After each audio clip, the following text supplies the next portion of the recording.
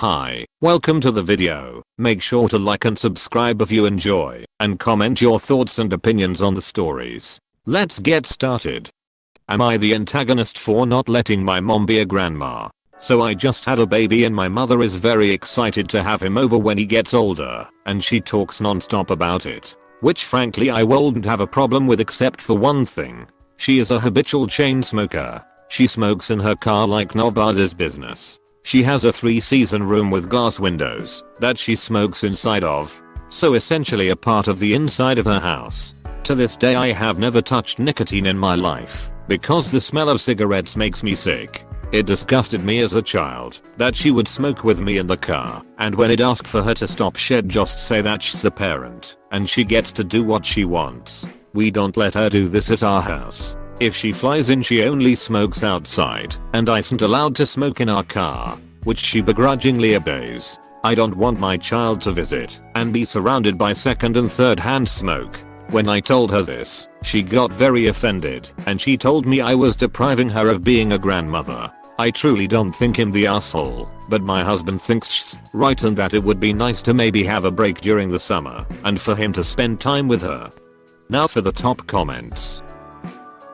NTA. Funny story, my GPA smoked and drank when I was about kindergarten age. His doctor told him if he wanted to be around to see his grandkids grow up he should stop doing both. He quit cold turkey and only recently passed at 94. And I got to spend so much time at my grandparents' house.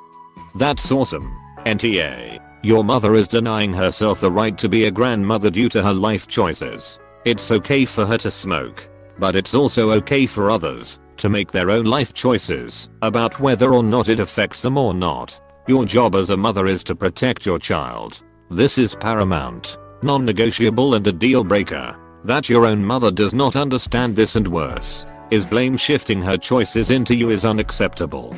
Do not waver on this. Do not allow her to manipulate you in this way. You're not saying she cannot see her grandchild. You are merely making some strong boundaries around the conditions in which this will happen. That is your right and duty as a parent. I have no problem with her staying with us and visiting either. She is a good person who has an addiction, but I can't in good conscience let my son stay at her home unsupervised knowing how she smoked around me. Am I the antagonist for uninviting my friends to my family's beach house? I, 23F, had a group of friends of 6 who have known each other since high school. Despite college, we've always kept in touch and have a group chat for us. And every mid-year vacation, we would spend a week at my family's beach house, and it has always been a tradition for 7 years. Currently, most live in the same city or live in a nearby city. I had been away from the group for a few months because of personal problems, depression, and anxiety. But after I got better, I started to speak normally again. But I felt that things were weird in the group, very quiet, and it was never like that. The only person who stayed very close to me and never changed the treatment was my best friend Fair. 2 weeks ago, there was a fight with Fair and the rest of the group. I didn't understand the reason at first, but she told me that she found out that the others had created another group and went out together without calling me. They ended up excluding her because I was too close to her. Last week was our trip. I sent a message to everyone 13 days before in this group saying that I don't feel comfortable opening my family's beach house to them and that everyone was uninvited. This generated a mess. Some said they asked for a week of vacation in the service for this week and it was way too late to schedule something. Others tried to justify saying that I was too dense to deal with and that they made this group for me not to feel bad. They also said that they had already given me the money for the purchases. I sent it as soon as they said each part, and that it was a mean thing to do for something so small. I held on and I went to my family's house with Fair and my parents decided to accompany us. It was really nice. Since I came back, they have been telling me that I was very petty to cancel our trip, and some said that they spent their vacation for nothing because of me and dared to say that I should pay for this period that they gave up because they could not take it off those days later. And they said that I should understand because I was very difficult to understand. to deal with, as if depression on AITA was a choice. But it's unanimous that everyone was calling me they. I'm a little unsure, so I'd like an outside opinion. Am I the antagonist? Now for the top comments. NTA. They are not your friends anymore, but they sure wanted for benefits that come with being your friend.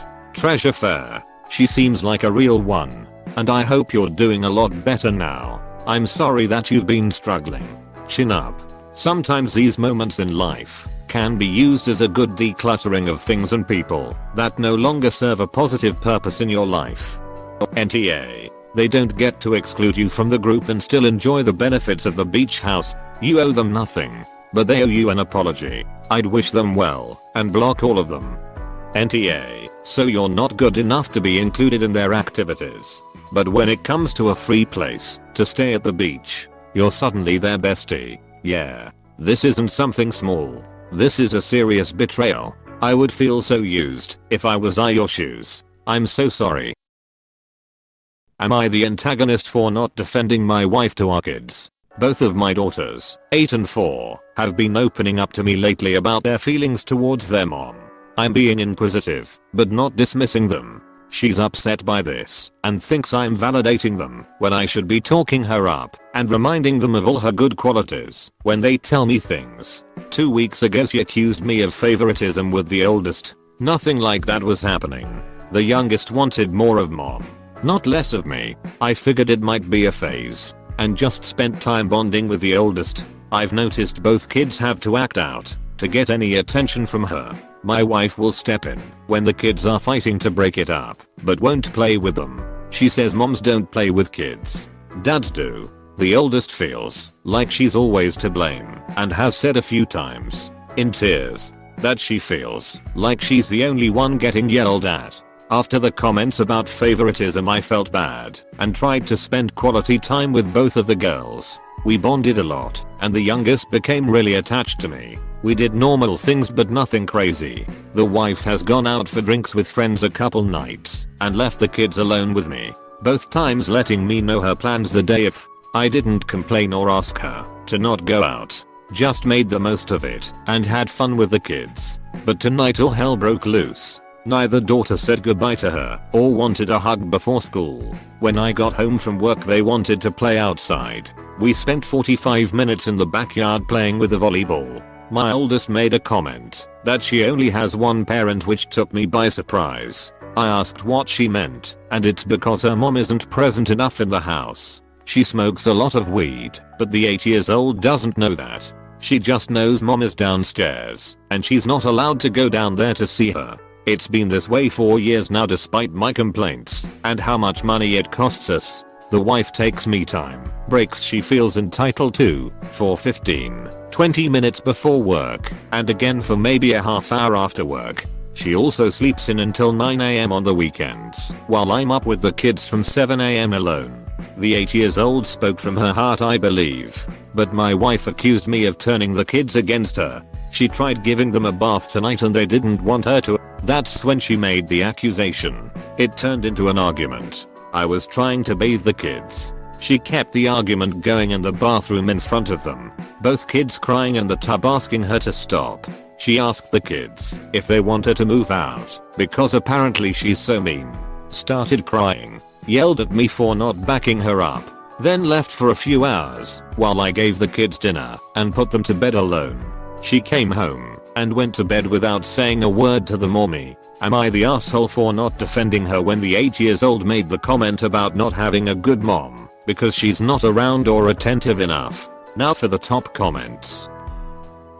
NTA. But that something must change. If it goes on like that your children will be hurt or worse, traumatized. Your wife needs a therapy, family therapy, or a divorce. Worst case, I do need a break sometimes. That's why I'm up earlier as the rest of the family. Our cats don't like that and butt in whenever they feel like.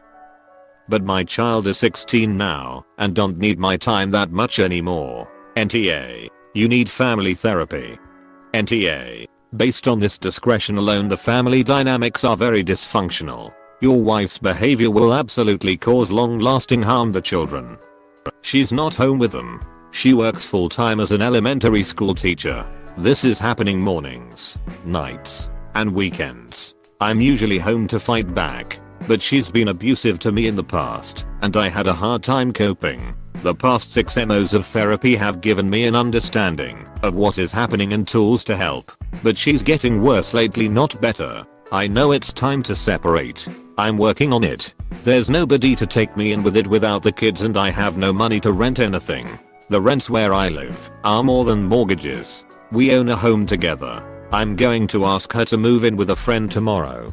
You're doing the right thing. You're doing amazingly for your kids in a super hard situation. Please don't feel bad for not being inhumanly perfect on the face of abuse. I really hope it goes as well as possible. Am I the antagonist for getting a woman blacklisted from babysitting/nannying? I, 34F, live with my wife, 40F, Sue, and our kids 3F, 6F and 11 meters. Our previous sitter chose to follow a different career path, which led us to finding a new one, to which my friend suggested a place she used. We used it and found a woman, 25F, named Sharon. We thought she was perfect, especially since she also had experience taking care of autistic children. Our son is autistic. We screened her, background check, etc, and she passed. I have to explain one thing though. Sue and I have a room off of our own that's for us only, and it has stuff and they're not meant for children. The kids are not allowed in our bedroom unless we are there, and we do not keep anything in there they might need. We made it extremely clear to Sharon not to let our kids in our room. After maybe 2 days of babysitting, I got a panicked call from her saying my 6-yo locked 3-yo in our closet and our son wouldn't stop screaming. When I came home, Sharon was outside by herself. My son was in his room with the door shut still screaming, and 6-yo was by the closest door crying, along with my 3-yo crying on the other side of the door. The door's lock was one of those button locks in the center of the door handle, which was visible. It took me a minute to get my kids under control, but when I finally did, Sharon was looking at me with disgust. I guess while I was with my kids, she decided to look into the room my child was in. She berated me about how she was already skeptical of watching kids with 2 moms, and this just proved her right because of what we are into and exposing our kids to. This lasted maybe 10 minutes before Sue came in and forced her to leave. When everything finally settled down, we checked her nanny cams. We were able to see Sharon snuggled up with a blanket on the couch and our kids doing whatever. Then we saw our daughters going into our room and 6-yo locking 3-yo in. Then 11-yo came in and started screaming because 6-yo was crying and panicking. Then after some time, Sharon decided to see what's wrong. She is now panicked and beating on the door. Once again, it's a buttoned lock in full view. After maybe a few minutes, she takes our son to his room and left him. Then tries for the door again before going outside and calling us. We sent that to the video to the right people, and Sharon got in trouble and blacklisted. Currently we are receiving a lot of hate because I guess she was a good Christian woman who didn't deserve that, and we were overacting. Now for the top comments. NTA. She wasn't doing her job watching your kids. That's why she's blacklisted. What you do in your private life is no one's business. Seeing the op mention that the woman is Christian and had doubts about a same-sex parent unit, I can't help but wonder if she was actively looking for a reason to prove her suspicions right, or trying to do/find something that she could report them to authorities or CPS for. It certainly wouldn't be the first time it's happened. NTA. She left the children unsupervised. She did it to herself. Thinking op and wife should have a lock on a door that they do not want young children to enter. There are 3 kids. Even if the babysitter was doing a great job or simply had to go to the bathroom, one or both of the little ones could have snuck in the bedroom. Not necessarily to lock each other in, but just because it's fun to explore the forbidden place. If the kids were playing in the room they weren't supposed to go in, it would be normal for the babysitter to go in and get them out, seeing whatever it was that op wouldn't want them to see. Who knows how many times the old babysitter had to pull the kids out of that room, but just didn't mention it to Opus. Of course the babysitter is the biggest star for not watching the kids well, for snooping, and especially for saying homophobic things to Opus. Am I the antagonist for not going to a cookout when my wife wasn't feeling good? I've never been on here before, but my friend recommended this should go here, so I'ma give it a go. My wife is pregnant. She suffers from depression and is on medication, but she still has some off days and the baby is really taking a toll on her. Me and my family have a get together every Wednesday, which usually my wife likes going to, but when you're feeling blah, the last thing you wanna do it be around a bunch of people. Last week I took note of her being in a roadblock and just clouded. She's very tired, and you can just see when someone's drained, and I know she is. She's a neat freak and she's been leaving things around. Leaving her work desk unorganized. She actually waking up later than me. None of these I mind.